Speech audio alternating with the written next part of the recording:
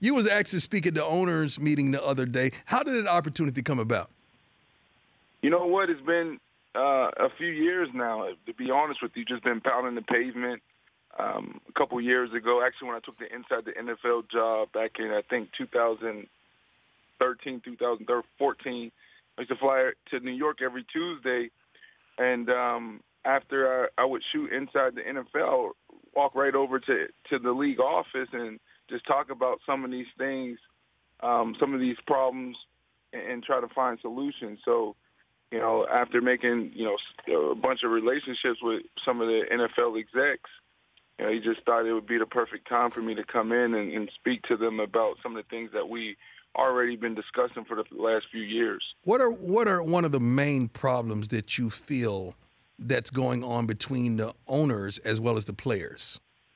Well, I just think that there's an amazing opportunity for us to continue to grow our game. Our game is really popular right now, and it continues to grow every single year.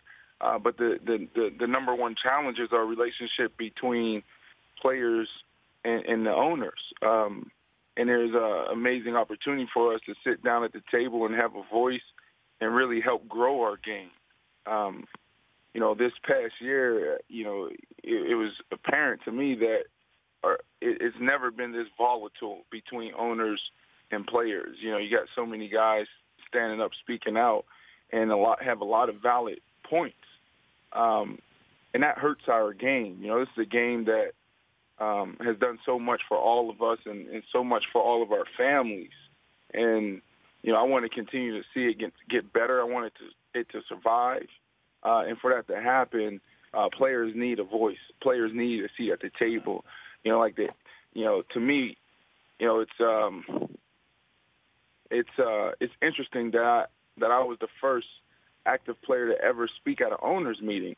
And at the owners meeting, there's a lot of key decisions. There's a lot of football being talked about, but there's no football players at the table. And I think that we'll see that change moving forward. Well, I'm happy that God chose you to be the one to be our catalyst as well. Again, I'm talking to Brandon Marshall of the New York Giants on the Rich Eisen Show. Brandon, as well as, what do you think are the main initiatives and problems? If you had to go in there with one thing on the table, I want to know what that one thing is that you articulated. It was just that. What I did is, I talked about how I was able to recognize that I was more than a football player, and I walked them through that process and when that transformation happened for me, and that was probably in 2011, my second year in Miami, and I walked them through that process, how, I was enlightened. And then I walked them through, in 2013 when I wore lime green cleats on the field and the impact I was able to make, and how I used the platform. And there was a lot of back and forth between myself and the Chicago Bears and the league as far as them allowing me to do that. So for the last few years, we sat down and worked on and talked about how can players be more involved and how can players also use this platform that we'll never have again. You got to look at this. Every single Sunday we play in front of thousands of fans live. There's millions of fans tuning in through the broadcast. And we'll never have this opportunity again to build our brand. And but you're different, why. Brandon. You're different. You're different. You're thinking from a elder statesman's age, and you're saying, you know what? I understand life is so much larger than this, and this is my platform. But you're also in the locker room with probably 60 other guys that just don't get it until it's almost over, that they want to be serious about bridging relationships, finances, and family as well. But you're one of the few exceptions. Well, you know what, Prime? I disagree with you, and this is why I disagree with you.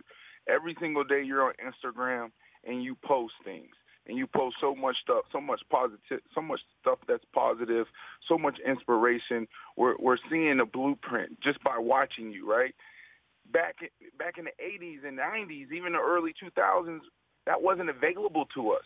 So now there's so much information. We have so much access to the primes and Michael Strahans of the world that now players are more aware than ever.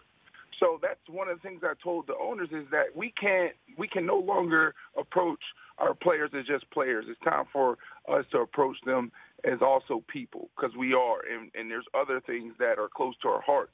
And now players all athletes are starting to understand that, because we have access to the greats, the ones that's super successful when they walk away from the league because of the access to like social media. The Rich Eisen Show, weekdays at noon Eastern on Audience.